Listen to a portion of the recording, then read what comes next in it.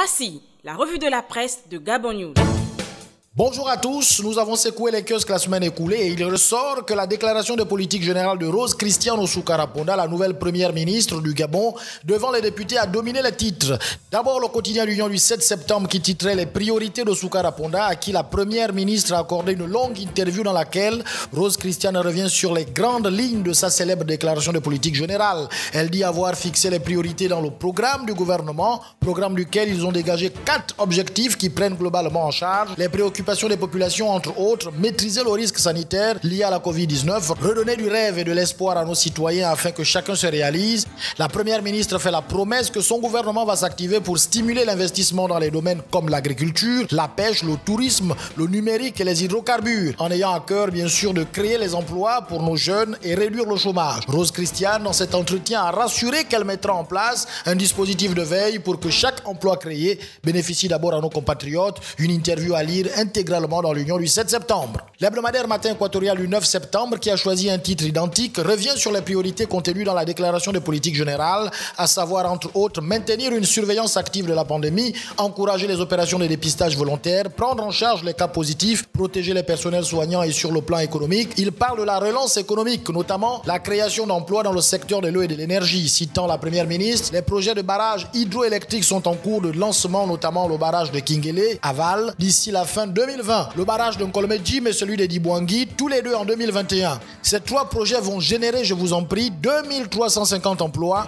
Le journal conclut d'ailleurs que cette population de juger au pied du mur. À propos de cette déclaration de politique générale, l'hebdomadaire L'Automne du 10 septembre y a vu une litanie de promesses vagues. C'est d'ailleurs le titre de sa une. Le journal qui rappelle les bonnes intentions de la patronne de l'administration gabonaise contenues dans sa déclaration, à savoir la construction de la transgabonaise longue de plus de 700 km, prévue être livrée en 2023, la transformation du visage des centres régionaux, des hôpitaux départementaux, des centres médicaux, des centres de santé et des dispensaires, les projets d'électrification rurale en vue de résorber les disparités d'accès aux services d'électricité entre les milieux urbains et la zone rurale. Le journal reste sceptique. Il conclut d'ailleurs que dans un Gabon où les éléphants blancs et les promesses vagues constituent des programmes de gouvernement, la réalisation des projets contenus dans la déclaration de politique générale de Rose Christiane Osunkara Ponda, dans un contexte économique miné par la crise sanitaire, relève de la magie. L'hebdomadaire Lumbandia n'est pas allé de main morte en affirmant que ce programme est un sublime mensonge d'État. Alors que les vrais problèmes sont là, le régime se lance dans du pilotage à vue, affirme le journal. Il rappelle à celle qu'il appelle la plus grande économiste gabonaise que les plus grands postes budgétaires gabonais sont la dette publique,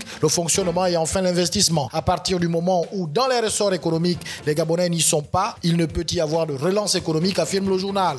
Il démontre que la structure économique du Gabon ne permet pas une relance. Les ménages consomment les produits étrangers et les dépenses agissent au niveau de la banque centrale qui envoie cet argent à l'étranger, principalement en Europe. Pas grand-chose ne reste au Gabon. Le journal estime également que la dette extérieure et intérieure sont identiques car la dette extérieure paye les entreprises extérieures et la dette intérieure qui bénéficie aux entreprises étrangères implantées au Gabon suit le même circuit. En définitive, vu que ces entreprises rapatrient les fonds dans leur pays, il a également évoqué la commande publique qui sert à orienter l'argent vers les secteurs qui servent à créer l'emploi ou à créer la production. Mais selon le journal, cet argent est capturé par des vautours tapis au palais de la présidence de la République. Il déduit donc que toute tentative visant à venir nous expliquer fallacieusement qu'on va faire de la relance économique ne relève que de l'amateurisme du mensonge d'État. L'hebdomadaire Gabon d'abord, lui, voit Rose Christiane Osunkara Ponda en tailleur Pinocchio, malgré une présentation jugée impeccable par le journal devant les députés. Il estime qu'il n'y a rien eu de nouveau à se mettre sous la dent, seulement attendre le vote mécanique de sa majorité PDG et de ceux qu'il appelle les alliés de l'estomac. Finalement, faire la fine bouche d'avoir obtenu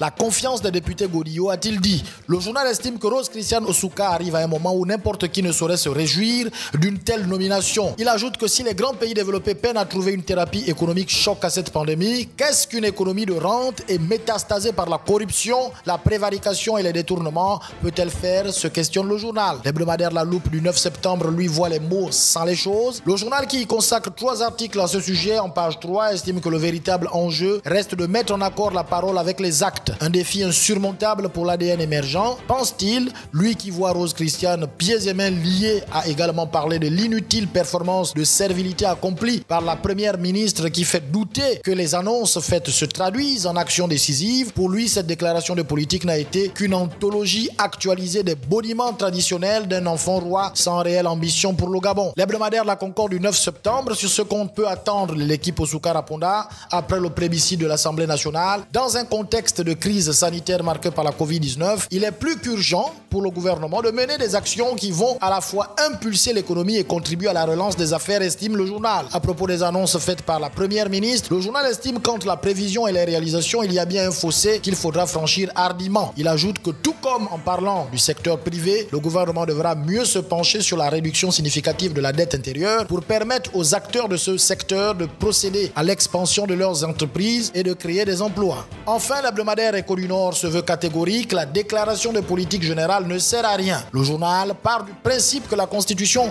a conféré des pouvoirs divins au président de la République, notamment dans les articles 8 et 28 de la Constitution. Seule la voix du président de la République est prépondérante sur la conduite de la nation, une situation associée à une majorité parlementaire composée d'élus du PDG désormais sanctionnés pour non-respect mécanique des consignes de vote, donne un caractère superfétatoire à la déclaration de politique générale de la première ministre. Le journal ajoute également que l'instauration à la présidence de la République d'un visa d'opportunité sur tous les engagements de l'État lors du Conseil des ministres du 12 juin 2020 renforce cette lecture. De ce point de vue, l'hebdomadaire préconise, comme au Sénégal, de faire supprimer la fonction de Premier ministre dans la Constitution. Le journal dit n'avoir pas été étonné de constater tout au long de sa prise de parole une série de projets non chiffrés. Il se demande où la Première ministre va-t-elle trouver les financements avec un taux d'endettement de 61%. Voilà pour votre revue de la presse de la semaine écoulée. On se retrouve la semaine prochaine, si tant est que les journaux continuent d'exister.